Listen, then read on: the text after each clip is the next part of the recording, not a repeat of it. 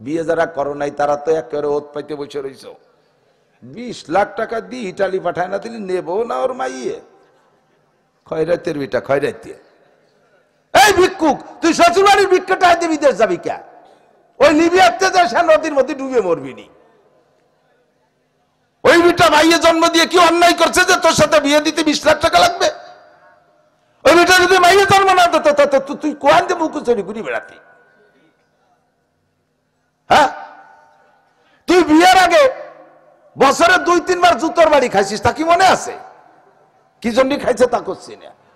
39 জুতো। বিয়ের পরে আর বাড়ি দুড়ি খাওয়া লাগতেছে না, তাহলে তোর পিঠ বেঁচে গেছে না? তাহলে যে মহিলাটা তোর পিঠ বাঁচাই দিল তার কাছে টাকা চাবি কে? কুত্তয় তো মহিলা কুত্তরে কয় না যে আগামী কাতি মাসের আগে 20,000 টাকা নিয়ে আসবা। তুই কুত্তর চেয়ে খারাপ, বোর কাছে যৌতুক চাইস। সাড়ে শয়তান। শয়তানে কয় আমি খালি শয়তান, ওটা সাড়ে শয়তান। কথা বল না কে? শ্বশুর বাড়ি থেকে ফ্রিজ দাও, মোটরসাইকেল দাও, খাট দাও, পালং দাও, সোফা দাও, কম্বল দাও, তো তুই একদিন কামাই রেখে ঘোড়ার ডিম তাও জোগাড় করে বসে গেছিস। খাবি যৌতুক, রেডিও। শ্বশুর বাড়িতে যৌতুক খাবি, তুইও রেডিও। কি পরিমাণ দিতে পারিস আল্লাহ এক কায়দা মতো বের করে ছাড়বে। পারে কি পারে না? টপা টপ করে মাইয়ে 7টা 8টা। কি চেহারা বাবা, কান্তি কান্তি হুজুর ভাতের আড়ির ধারে বসে ভাত খায়, মাইয়ে কোনটা আড়ি কোনটা চেনা যায় না। আল্লাহ যে কি ফলন দেশে। সাড়ে শয়তান। যৌতুক খাবি, ডাল এবার ব্যাক হবে। হাসতে হাসতে আসল কথা কয়ে দেবো। চাচু, ছোটবেলা সালা খেলতাম, মনে আছে নি মুরব্বীরা? 1 বিঘেতের মধ্যে ফেলাতি পারলি পারা, ওই 2 সাইডে তেতুলি লাঠি মাটি দিতে খেলতাম। যদি সারা বেকায়দা জায়গা চলে যেত তাহলে কি করতো? খোটের মধ্যে কয়ে থুয়ে কয় তুই ফিরিয়ে আয়। ঠিক আছে না? আল্লাহ কয় বেকায়দা জায়গা মার দিছিস, ফিরিয়ে আয়। এবার তুই 10 লাখ খাইছিস, এবার 1 কোটি টাকা নিয়ে রেডি হ। শ্বশুর বাড়ির সাথে সদ্ব্যবহার রাখবা, শ্বশুর শাশুড়ি যেন কষ্ট পায় না, তোমার কোনো আচরণে কষ্ট পায় না। আসে গেল কয়ে যাই, শ্বশুর বাড়ি যায় শাশুড়ি যা রান্না করে দেবে খাবা খুব আনন্দের সাথে, ভালো লাগুক আর না লাগুক, যেটাই দেবে। আম্মা কি রান্না দিচ্ছেন, এদি সোনারগাঁও হোটেল ফেল, একটু শাপলা বাজি দিচ্ছে আম্মা, আর কিছু লাগতো না শাপলা, অথচ খাতি মনে চাচ্ছে না। যা দেবে তুমি প্রশংসা করে খাওয়া, পরবর্তীবার আসলে আরো ভালো খাওয়াবে। আর এবার 10 পাত ই মানছি কেন, ই খায় নাকি, ই কোনোদিন জিভে দেয় নাকি, আমাকে ভৈরাও খায় না। ফিরে বার করলে তোমার সলাই দিয়ে ভালোই দেবে, যা তোর বাপের বাড়িতে রান দিয়েছে খা। সবকিছু শিয়াই দিয়ে গেলাম। আপনাকে বিব্রত রহিতে আসরাই কেহ আপনি পারে, সকলের তরে সকলেই মোরা, প্রত্যেকে মোরা পরের তরে। আপনি স্বামী হিসেবে বেটো পাওয়ার নিয়ে খালি খেদমত নেওয়ার চেষ্টা করবেন না। আর আপনি মহিলা কখনো স্বামীকে অবজ্ঞা করবেন না। আপনি সংসারের অনেক কাজ করেন, কথা ঠিক আছে, কিন্তু স্বামী বেচারা লাখ লাখ টাকা কামাই করতে দেশ থেকে দেশান্তর। আপনি মা বাবা নিয়ে বাড়ি আছেন, ছেলে মেয়ে নিয়ে কম্বল মুড়ি দিয়ে রাত্রে ঘরের মধ্যে আরামে ঘুমাচ্ছেন, আর আপনার স্বামীটা শীতের রাত্রে পদ্মা নদীর ভিতরে মাছ ধরতেছে, সকালবেলা বিক্রি করে চাউল কিনতে হবে, রাতের রাত নাই দিনের দিন নাই, দেশকে দেশ ট্রাকের ড্রাইভারি করতেছে, বাসের ড্রাইভারি। আপনি তো বাচ্চা কাচ্চা নিয়ে আরামে ল্যাপের নিচে ঘুমিয়ে আছেন। আপনার স্বামী বেচারা বিদেশে যায় ছাগল চড়াইতেছে, আরে সৌদি আরব যারা দুম্বা ঘোড়া গাদা চড়াইয়া চাকরি করে কামাই করে, ড্রেন পরিষ্কার গোয়েল সাফ করে কামাই করে, তা তো দেখেন নাই। আপনি তো বাড়ি বসে বসে বিদেশি স্বামীর স্ত্রী, তাই তার দেয়া টাকাগুলো অবাধে যাইয়া টেকেরাট মাদারীপুর রাজের বাজারে যাইয়া বিভিন্ন প্রসাধনী কিনে নষ্ট করতেছেন। ওই টাকাগুলো কামাই করতে তার কিন্তু পিঠের চামড়া উঠে গেছে।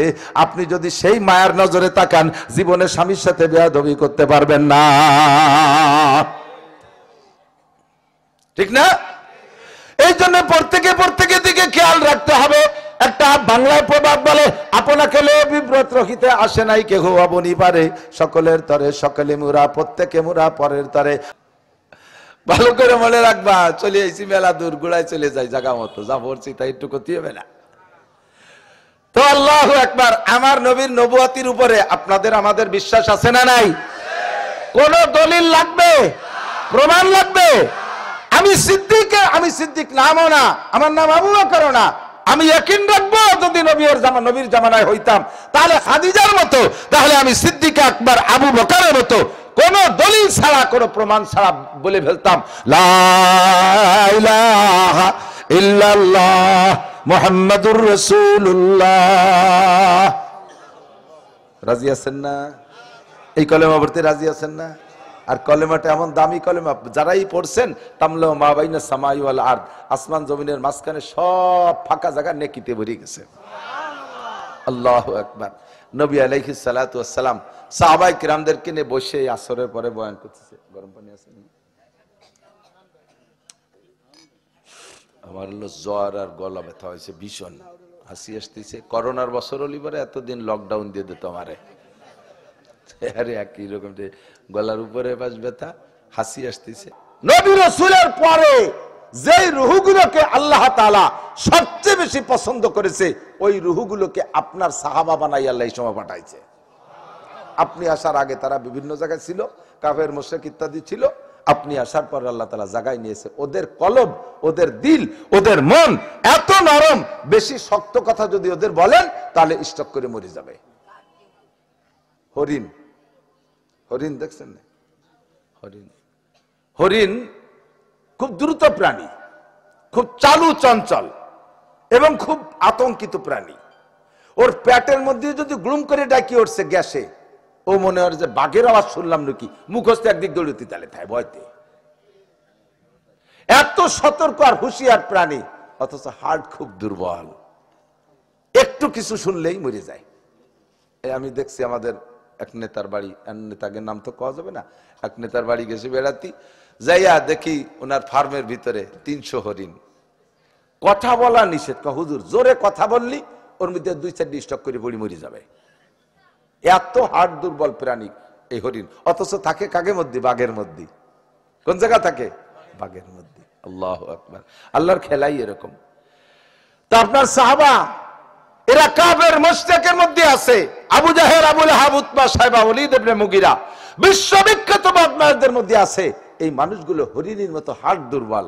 ওদের কাছে যদি আপনি কখনো বয়ান করতে যান, তাহলে 2টে বয়ান, জাহান্নামের বয়ান যদি করতে চান তাহলে আগে জান্নাতের বয়ান করে নেবেন, আগে জান্নাতের বয়ান করে নেবেন।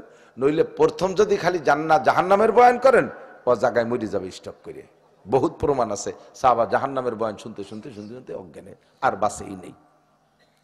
তো হুজুর আলাইহিস সালাতু ওয়াস সালাম আজকেও বসে জান্নাতের আলোচনা করছেন। জান্নাতের আলোচনা যখন করতেছেন, সব বলছেন যে জান্নাতে এরকম এরকম এরকম এরকম, জান্নাতের গাছের গোড়া উপর দিক, মাথা নিচের দিক ফলে ফুলে ভরা, একটা ফলেও খোসা নাই, দড়িয়ে খালি খালি হবে, সুলিয়ে খাতি সময় নষ্ট হবে না, কলারও খোসা নাই, এইভাবে বলছেন। বলতে বলতে হুররা এরকম, তাদের চেহারা এরকম, তাদের স্বাস্থ্য এরকম ইত্যাদি বলতে বলতে হুজুর এরকম হাত বাড়াচ্ছে, হুজুর এরকম হাত বাড়াচ্ছে, আবার খালি হাত ফিরে আসে। সাহাবায়ে কেরাম বললেন, হুজুর যেন কি ধরেন ধরেন বলে হাত বাড়ান, আবার খালি হাতে ফিরে আসেন, ঘটনা কি? হুজুর কয় কি, আমি যখন জান্নাতের বয়ান করতেছিলাম না, ওই সময় সে জান্নাত আমার হাতের ধারে চলে আইছে। আল্লাহ তাআলা জান্নাত আমার সামনে দিয়ে দিয়েছে, আমি দেখে দেখে বলতেছিলাম। তোমাদের যা বলছি না যে হুর আছে, বিল্ডিং আছে, মধুর নদী, দুধের নদী, শরবত, গাছের গোড়া উপর দিক, এ সব আমার চোখের সামনে দেখে দেখে আমি বলতেছিলাম। তখন আমার এত নিকটে চলে আসছে, মনে চাইলো যে একটা ফল তুলে রাখি, তোমাকে খাওয়াবো। কিন্তু আমি যখন হাত বাড়াই, জিবরাইল টাইম দিয়ে সরাই নিয়ে যায় আর কয় যে হুজুর দুনিয়ায় এভাবে খাওয়ানো যাবে না, বলে দেন এগুলো সব ভেস্তে পাবে। জোরে কন্যা সুবহানাল্লাহ।